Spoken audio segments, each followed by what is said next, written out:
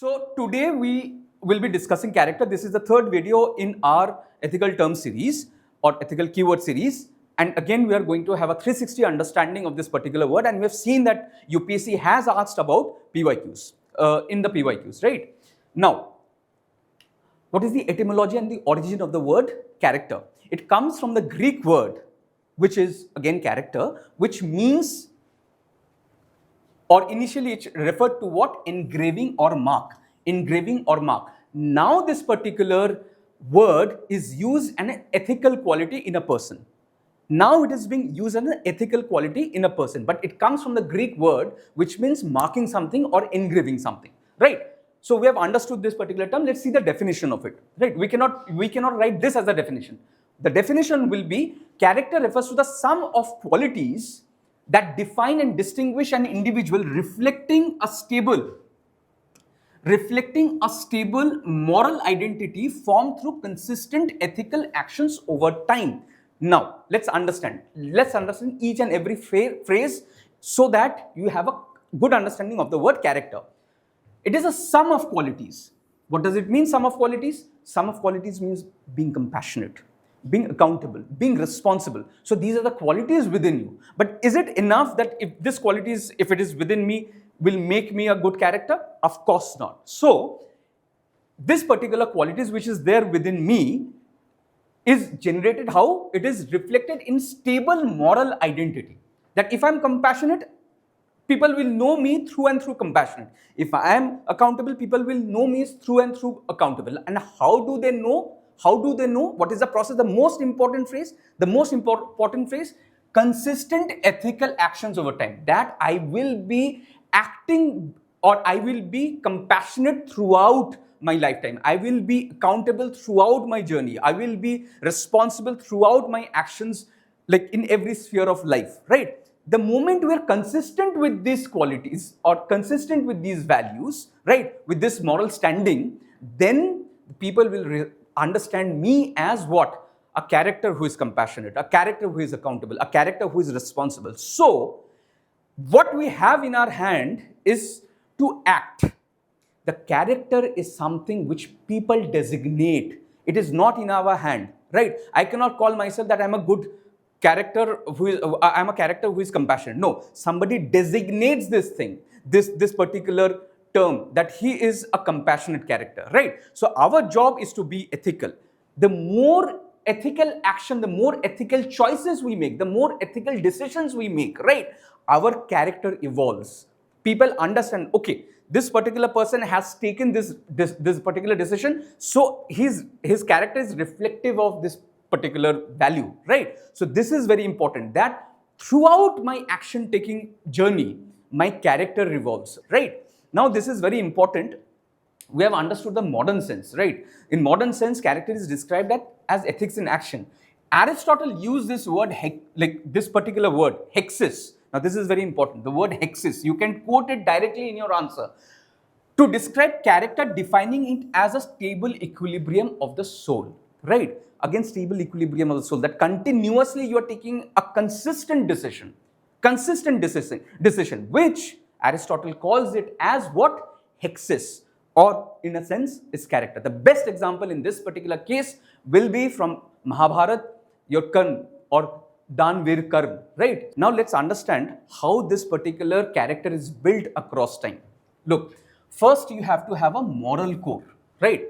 So you have to be within yourself compassionate. You have to be within yourself accountable. You have to be within yourself responsible, right? So that moral core has to be there. This is the first thing. This is the most important thing.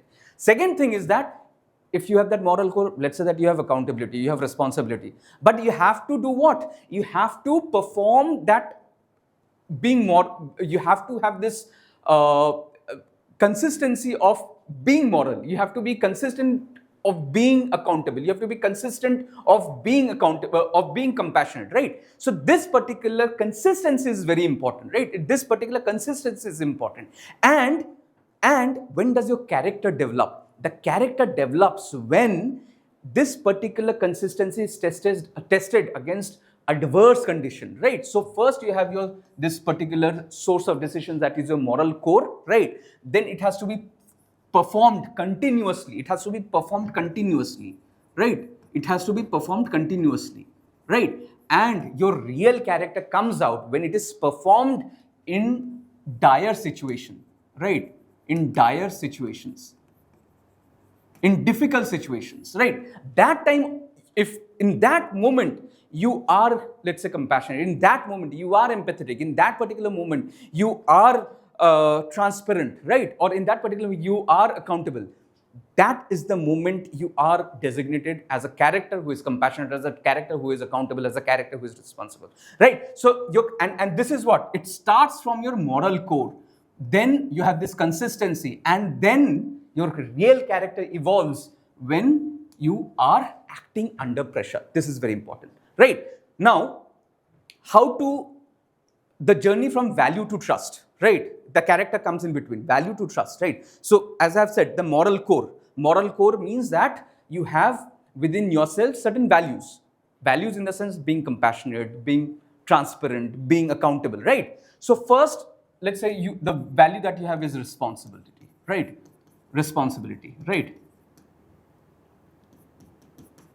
This is an important value, right? Value is something that you give worth to, right? Or you find it very important, right? This particular responsibility, this moral core you have within you. Now what will happen is you have to make certain choices, important choices with regards to responsibility.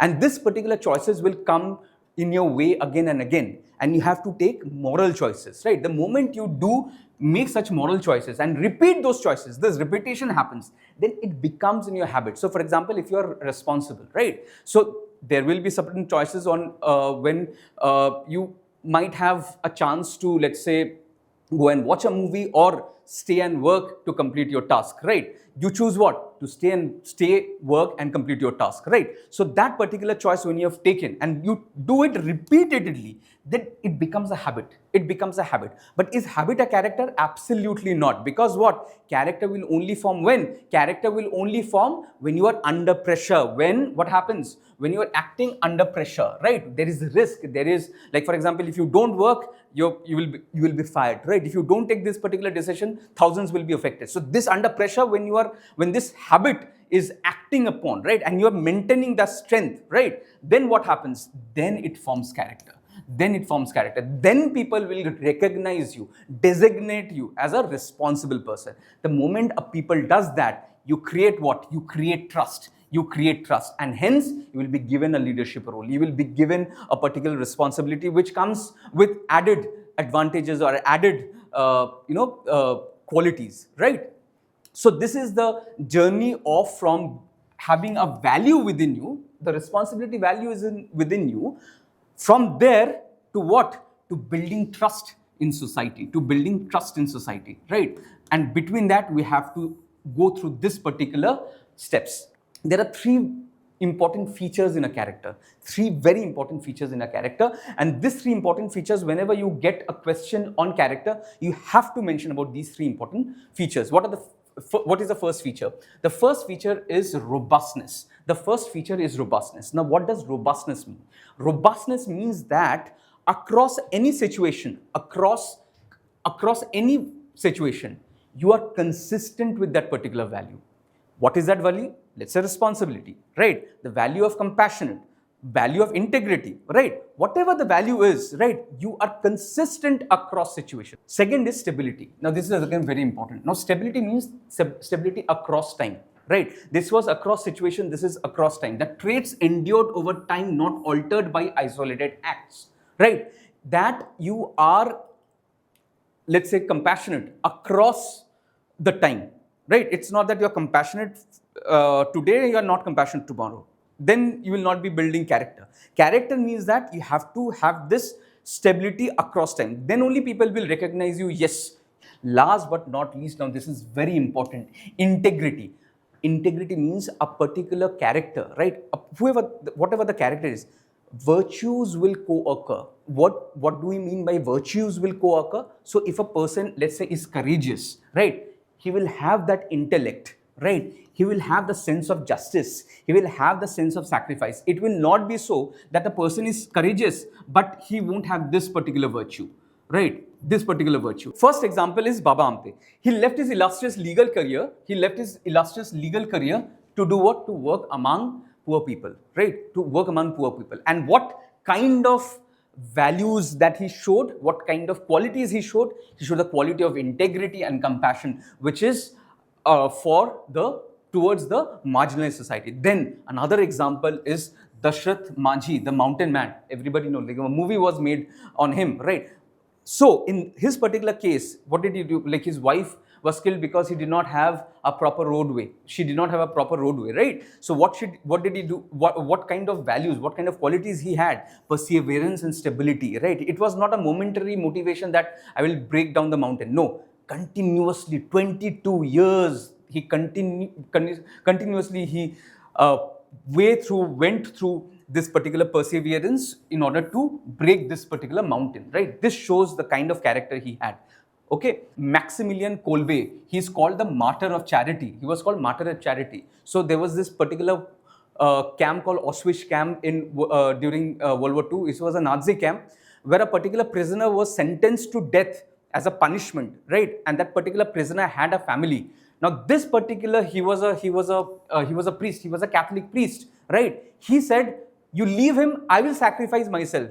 So Saint Maximilian Kolbe sacrificed himself to do what? To save that particular prisoner who had a family, right? Now, this is one of the highest form of virtue. This is one of the highest form, ultimate integrity. It shows ultimate that in such tremendous crisis, what can be more crisis oriented than death, right? He said that I will choose death because that particular person has a family, and I need to save him, right? And for that, he was given the title of martyr of charity. Martyr of charity is not given to everybody, guys. So it's a Catholic term, which means that somebody is not dying of faith, somebody who is dying for love, somebody who is dying for compassion, not for faith. He did not die for spreading Christianity. He died for what? He died to save another human being. He died because he had this deep sense of firm quality that within him, compassionate, truest sense of human value, right? And that's the reason why he was given this particular title called Martyr of Charity, right? Then we have these examples of Raoul Wallenberg. So he was called the Angel of Budapest. He was situated in Hungary. So he helped many Jews and to escape the atrocities of the Nazi Germany, right? So this is again another important character who did not give himself the title of Angel of Budapest. It is the people who gave him the title of Angel of Budapest because he did a great humanitarian work by helping those Jews who would have been invariably killed, right? Okay, let's see some of the quotations. The first quotation is by Heraclitus. The Heraclitus says that character is destiny. What do we mean by that? Character is destiny, and ethics in action is character, ethics in action are the same thing. So the kind of choices we make, right? The kind of choices we make. Do you remember that how character is being built? Character is being built by the choices we make in difficult situations, right? So in this particular case, character is destiny means that the character that we have or I have right now is because of the kind of choices that I have made today, right? And tomorrow the character I will have is because of the kind of choices I will be making today, right? So Heraclitus says that character is destiny. We can quote this in our answer. Then Abraham Lincoln says a beautiful thing. He says that character is like a tree and reputation like its shadow. The shadow is what we think of it. The tree is the real thing, right? So people are bothered about reputation, right? You should not be bothered about your reputation. You should build your character, right? You should build your character. Reputation will take care of itself. Reputation will follow suit. The best example will be Galileo Galilei, right? So Galileo Galilei was asked to recant his theory of that the earth is at the center and sun revolves around it, right? So he said that no. In this particular case, it is the sun is at the center and earth revolves around it, right? Now basically the concept of heliocentricity, right? Now when he said that, the entire Roman Catholic Church pounced upon him, but he was vindicated later through scientific discovery, right? Through scientific discovery, he was vindicated later. So again, in this particular case, you remain strong. Your character should remain strong. Reputation, though, like today it is there, tomorrow it's not there, day after tomorrow it will come back, right? Now let's see some of the UPSC questions. Okay, so this first question, It is again a quote by Napoleon Bonaparte. He says, "Great ambition is the passion of a great character. Those endowed with it may perform very good or very bad acts. All depend on the principles which direct them." Right? Again, it is very important, principles which directs them, right? As we have discussed previously. The values that we have, right? Values or principles or the ethical choices we make. Again, this is an example of the same thing, the ethical choices we make, right? Character is nothing but what? Character is nothing but your ethics in action, right? The ethical choices we make leads to this particular character, right? So again, the particular character, whether it's bad or good, depends on the kind of ethical choices we make, right? Let's see some other question. A man is but a product of his thoughts. What he think he becomes. Again, the same thing. It is about character. A man is but a product of his thoughts. So thoughts is what? Thoughts is your belief. Thoughts is your beliefs, your faith, right? Your cognition, right? This helps to do what? It creates what? It creates your values. It creates your values and value system, right? It creates your values and value system. And guys, we know from values and value system how character is built. From values, we have to make good choices, ethical choices, consistent choices, and in difficult situations, we have to make those choices, and hence what happens? A character evolves, right? So a man is but a product of his thought. Like if you refine your thought, you will inculcate good values. If you inculcate good values and you're consistent with those good values across time and space, remember robustness, right? Robustness and stability, right? Across time and space, if you're stable, right? Then what will happen? You will have a firm character that will be built, right? And hence he becomes what he is, right? What he thinks, right?